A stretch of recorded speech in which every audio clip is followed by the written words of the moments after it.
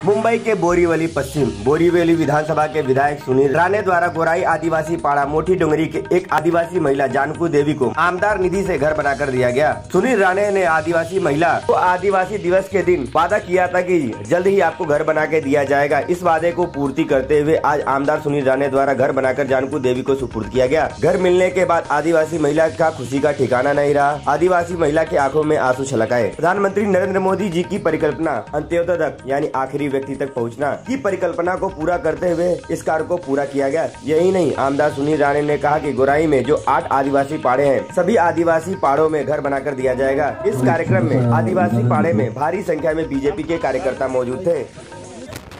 सर्वप्रथम ये आदिवासी विभाग जिसको हम कहते हैं कि बोरीवली विधानसभा के तहत समुंदर के इस पार यहाँ पर मोटी डोंगरी करके नाम का ये आदिवासी पाड़ा है। वैसे यहाँ पर करीबन 8 आदिवासी पाड़े हैं जहाँ पर आदिवासी लोग पिछले 60-70 वर्षों से रहते हैं, करीबन उससे भी ज़्यादा रहते होंगे। तो जब मैं यहाँ पर स्वाभाविक रूप से राजनीतिक दौरे में था कि लोगों की व्यवस्था कैसी है, पानी की व्यवस्था कैसी है, लोग जंगलों में कैसे रहते हैं, तो ये जब मैंने देखा कि यहाँ पर जो हमारी यहाँ पर ये खड़ी है जानकू देवी, इनका घर था और वो बिल्कुल बाम्बू का घर था। वो ऐसा घर था कि वो बाम्बू को हाथ लगाया तो गिर जाएगा, गोबर और मिट्टी से लिपा हुआ वो घर था। तो मैंने सोचा कि आदिवासियों को वन क्षेत्र में घर देने की योजना तो सरकार बनाती है, सरकारें आती है, सरकारें जाती है, लेकिन क्या इनके भविष्य के लिए कोई जनप्रतिनिधि काम करता है क्या? तो यहाँ पर के पूर्व नगर सेवक शिवानंद शेट्टी ने बहुत सारे काम किए, जिन रास्तों से हम आए, जिन पानी की समस्या उन्होंने हल की। लेकिन ये थोड़ा सा कठिन काम होता है कि घर बांध के देना, यानी निधि की व्यवस्था करना, फिर इनके लिए बना के देना, और वो भी ऐसा सुंदर हो जहाँ पर ये लोग रह सके। तो मैंने 2 महीने से प्रयास करके एक पहला घर यहाँ पर बना के दिया, जो ये हमारी यहाँ की दादी है उसको हम बना के आज उनके हाथों में सुपुर्द कर रहे हैं। ऐसे ही दूसरे घर का उद्घाटन मैं करने वाला हूँ, जिसका काम आने वाले पहले हफ्ते में शुरू होगा, प्रारंभ होगा। अगर आप देखोगे वो घर, तो ये घर और वो घर बिल्कुल ऐसा है कि 50 वर्षों से है। मैं आपको 2 मिनट, यहाँ पर ही वो घर है और वहाँ पर जाने का रास्ता भी नहीं था, छोटा सा पहाड़ है, वहाँ पर शिवानंद शेट्टी ने रास्ता बनाया।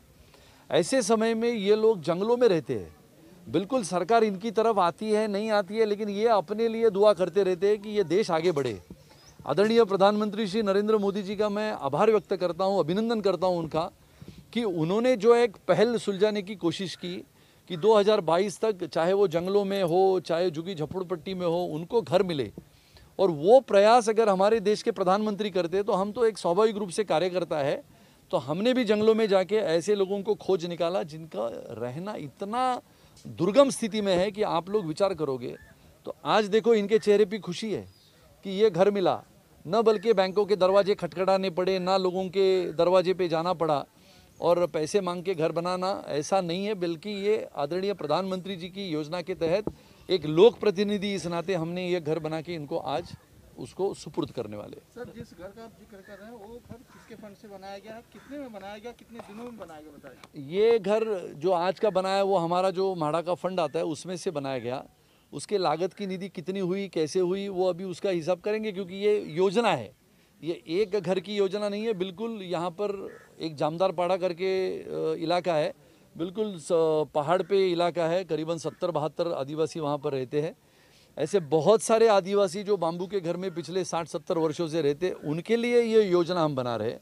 इसके लिए कितना निधि, जितना निधि हमें उपलब्ध होगा उतना निधि हम इनके घरों के लिए वापरेंगे, इनको अच्छा घर रहने के लिए मिले, इनके जीवन का सपना पूरा हो। अब इनकी उम्र 88 साल की है।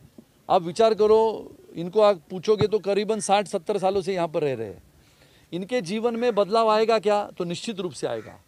उम्र की 90 साल जब इनके पूरे हो जाएंगे तो उनको लगेगा कम से कम मेरा घर तो है।